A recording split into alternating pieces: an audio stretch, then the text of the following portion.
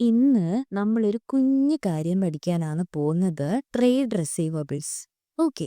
എന്താണ് റിസീവബിൾസ് എന്നുള്ളതും ഇതിന്റെ ജേർണൽ എൻട്രിയാണ് നമ്മൾ ഡീറ്റെയിൽഡ് ആയിട്ട് നോക്കുന്നത്. ഫസ്റ്റ് ഓഫ് ഓൾ, റിസീവബിൾസ് എന്താന്ന് പറയുന്നതിന് മുന്നേ ഞാനൊരു എക്സാമ്പിൾ വഴി പറയാം. ഓക്കെ. ഞാനെന്ന് പറയുന്നത് ഇതാണ് ഞാൻ. സോ ഞാനൊരു ബിസിനസ് നടത്തുന്നുണ്ട്. ഞാൻ കുറേ ചോക്ലേറ്റ് സെല്ല് ചെയ്യുന്ന ആളാന്ന് വിചാരിക്കുക. ഓക്കെ. എൻ്റെ ബിസിനസ് ചോക്ലേറ്റ്സ് സെല്ല് ചെയ്യുക എന്നുള്ളതാണ്. സോ നിങ്ങൾ എൻ്റെ അടുത്ത് വന്നിട്ട് എന്ത് ചെയ്തു? ഒരു $50 എത്ര? $50 ചോക്ലേറ്റ്സ് വാങ്ങിക്കൊണ്ടുപോയി. ഓക്കെ. ചോക്ലേറ്റ്സ് വാങ്ങിക്കൊണ്ടുപോയി. എന്നിട്ട് നിങ്ങൾ എന്നോട് പറഞ്ഞു, ഇപ്പൊ എൻ്റെ കയ്യിൽ ക്യാഷ് ഇല്ല, പിന്നെ തരാം.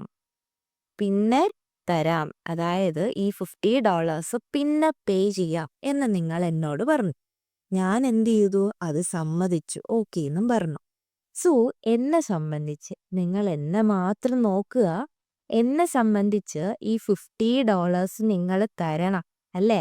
ഈ $50 എൻ്റെ ക്യാഷാണ്, എനിക്ക് അവകാശപ്പെട്ടതാണ്, അല്ലേ? സോ എനിക്കിത് എന്നായാലും കിട്ടും, അല്ലേ? കിട്ടാനുണ്ട്. സോ അതിനെയാണ് നമ്മൾ എന്തെന്ന് പറയുന്നത്? റിസീവബിൾസ്. ഈ $50 എനിക്ക് എന്താണ്? റിസീവബിൾസ്. എനിക്ക് എന്തായാലും ഇത് കിട്ടേണ്ട ഒരു എമൗണ്ട് ആണ്. സോ ഇനി നമുക്ക് ഡെഫിനിഷനിലോട്ട് വരാം. Amount customer of to the business. അതായത് ഇവിടെ നിങ്ങൾ എൻ്റെ കയ്യിൽ നിന്ന് എന്ത് ചെയ്തു? ചോക്ലേറ്റ്സ് വാങ്ങിക്കൊണ്ടുപോയി. സോ നിങ്ങൾ എനിക്ക് എന്ത് തരണം? ക്യാഷ് തരണം. So customer of to the business for goods or service sold on credit. Okay. കടത്തിന് നമ്മൾ കസ്റ്റമറിന് സാധനം കൊടുക്കുന്ന സമയത്ത് അവരെന്ത് പറയും? പിന്നെ ക്യാഷ് പേ ചെയ്യാം. സോ അതാണല്ലോ കടത്തിന് കൊടുക്കുക എന്ന് പറഞ്ഞു കഴിഞ്ഞാൽ. സോ ആ എമൗണ്ട് നമുക്ക് എന്താണ്? കിട്ടാനുള്ളതാണ് ബിസിനസ്സിനെ സംബന്ധിച്ച്. സോ ആ ഒരു എമൗണ്ടിനെയാണ് നമ്മൾ എന്തെന്ന് പറയുന്നത്?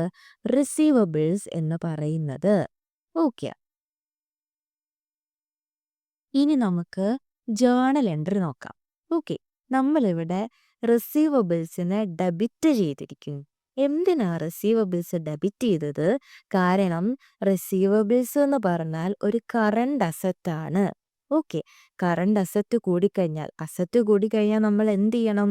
ഡെബിറ്റ് ചെയ്യണം. സോ അതുകൊണ്ടാണ് റിസീവബിൾസ് ഡെബിറ്റ് ചെയ്തത്. ഇനി ഇതെങ്ങനെയാ ഒരു കറണ്ട് അസറ്റ് ആവുക? അസറ്റ് എന്ന് പറഞ്ഞു കഴിഞ്ഞാൽ എന്താണ്? അവിടെ ഒരു പാസ്റ്റ് ഈവന്റ് ഉണ്ടായിരിക്കും. അതായത് ഇവിടുത്തെ പാസ്റ്റ് ഈവന്റ് എന്താണ്? ഞാൻ നിങ്ങൾക്ക് ചോക്ലേറ്റ്സ് തന്നു. അതുവഴി എനിക്കൊരു കൺട്രോൾ കിട്ടി. അതായത് ആ ക്യാഷ് ആർക്ക് അവകാശപ്പെട്ടതാണ്? എനിക്ക് അവകാശപ്പെട്ടതാണ്, അല്ലേ?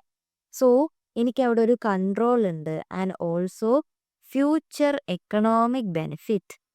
ഫ്യൂച്ചർ എക്കണോമിക് ബെനിഫിറ്റ് എന്താണ്? നിങ്ങൾ എനിക്ക് ക്യാഷ് തരും. സോ അവിടെ എന്തായി? ഫ്യൂച്ചർ എക്കണോമിക് ബെനിഫിറ്റ് ജനറേറ്റ് ആയി.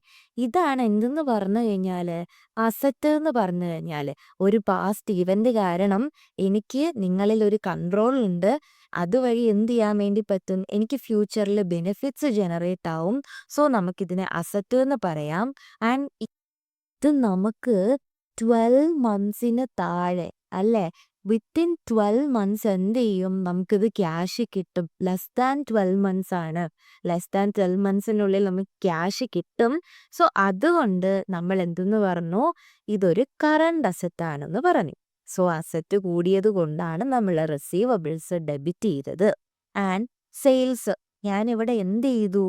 ഞാൻ എൻ്റെ പ്രോഡക്റ്റ് നിങ്ങൾക്ക് സെല്ല് ചെയ്തു. സോ അതുവഴി എനിക്ക് സെയിൽസ് നടന്നു. സെയിൽസ് എന്ന് പറഞ്ഞു കഴിഞ്ഞാൽ എന്താ? സെയിൽസ് എന്ന് പറഞ്ഞു കഴിഞ്ഞാൽ ഇൻകം ആണ്. ഇൻകം കൂടിക്കഴിഞ്ഞാൽ നമ്മൾ എന്ത് ചെയ്യണം? ക്രെഡിറ്റ് ചെയ്യണം. സോ അതുകൊണ്ടാണ് നമ്മൾ സെയിൽസ് ഇവിടെ ക്രെഡിറ്റ് ചെയ്തിരിക്കുന്നത്. സോ ഇതാണ് ട്രേഡ് റിസീവബിൾസിന്റെ ജേർണൽ എൻട്രി വരുന്നത്. Debit receivables, credit sales. So this is a current asset because it is expected to be collected soon. ഇനി ഈ ട്രേഡ് റിസീവബിൾസുമായിട്ട് റിലേറ്റ് ചെയ്ത് കുറച്ച് പ്രശ്നങ്ങളുണ്ട്. ഓക്കെ. നിങ്ങൾ ഈ $50 എൻ്റെ നിന്ന് ചോക്ലേറ്റ്സ് മേടിച്ചോണ്ട് പോയി.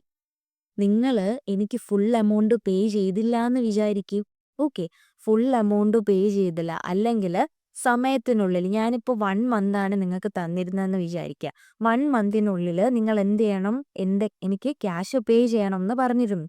പക്ഷെ നിങ്ങൾ 1 മന്തിനുള്ളിൽ പേ ചെയ്തില്ല. പിന്നെ എപ്പോഴോ ആണ് പേ ചെയ്തത്. സോ പേയ്മെന്റ് കറക്റ്റ് ടൈമിൽ നടത്താതെയും വരും. അതുപോലെ തന്നെ എന്നോട് വന്നിട്ട് പറയുവാണ് ഞങ്ങളുടെ കയ്യിൽ $50 ഒന്നും തരാനില്ല എന്ന് പറഞ്ഞിട്ട് ഒരു $45 പേ ചെയ്തു എന്ന് വിചാരിക്കുക. അതായത് മൊത്തവും ക്യാഷ് തന്നില്ല. സോ ഇങ്ങനെ കുറച്ച് പ്രശ്നങ്ങൾ ഈ ട്രേഡ് റിസീവബിൾസുമായിട്ടും ബന്ധപ്പെട്ടിട്ടുണ്ട്. Not all customers will pay fully or pay on time or pay at all. So നമ്മൾ ഈ റിസീവബിൾസ് 2 റിസ്ക് കാറ്റഗറീസ് ആയിട്ട് നമ്മൾ ഡിവൈഡ് ചെയ്യും. ഒന്ന് ഇറിക്കവറബിൾ ഡെറ്റ്സ്, അതായത് ബാഡ് ഡെറ്റ്സ് എന്ന് പറയും. രണ്ടാമത്തത് അലവൻസ് ഫോർ റിസീവബിൾസ് എന്നാണ്.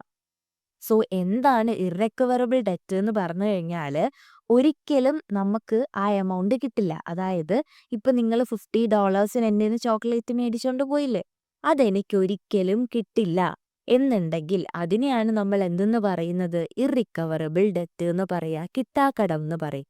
ഇനി അലവൻസ് ഫോർ റിസീവബിൾസ് എന്താണെന്ന് വെച്ചാൽ എനിക്ക് ആ എമൗണ്ട് $50 കിട്ടാനും അതുപോലെ തന്നെ കിട്ടാതിരിക്കാനും ചാൻസ് ഉണ്ട്.